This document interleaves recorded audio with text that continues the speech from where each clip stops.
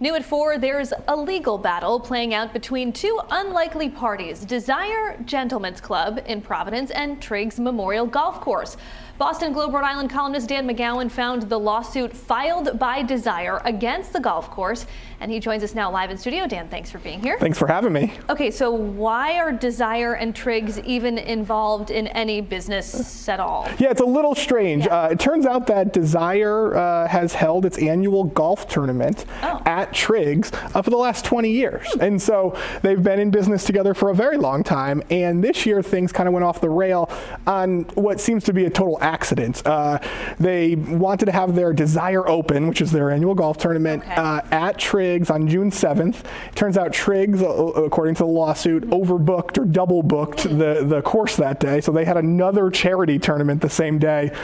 Opted to go with the charity tournament. They offered to do a different day, but it turns out that Desire couldn't make it work, and so they lost a lot of money on this whole deal. Yeah, because Desire had already, booked the entertainers and gotten some insurance and stuff like that. That's exactly right. Yeah. Okay, so Triggs, we should remind folks, is owned by the city of Providence. Was Mayor Smiley's administration surprised that Desire was holding this tournament there to begin with? Yeah, this is what kind of makes the story a little more interesting or at least bizarre, I would say.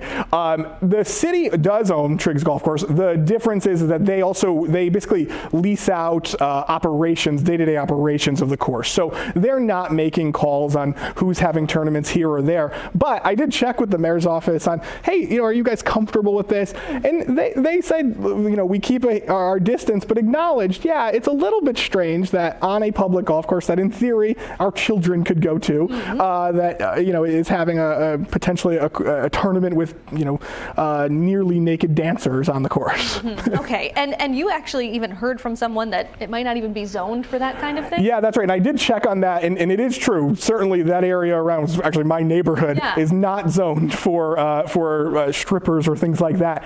But what I was told is it is a private event, and so technically, you could, I suppose, hire in-house entertainment. It's almost similar to that as opposed to, being inside of a club. Gotcha. Okay, and so you wrote that this lawsuit was filed early last week, so it's still very new. But do we know how much Desire is seeking from Triggs? Well, you mentioned it before. The thing here is they hired, according to the lawsuit, 36 entertainers that day. So there's a lot of money there. They had hole-in-one insurance, which is common at golf tournaments, and so we're talking tens of thousands of dollars that they believe they lost. They didn't put in the lawsuit specific number, but like I said, tens of thousands of dollars is what's at stake here. And are you surprised that this went to a lawsuit versus just trying to reschedule or figuring out something else that's a little bit more low stakes, a little bit more private? Yeah, for sure. I wrote in my column, this seems like something you should be able to settle kind of as gentlemen behind the scenes or something. But because I think there's so much money at stake, and I think the owner of Desire is very unhappy about this,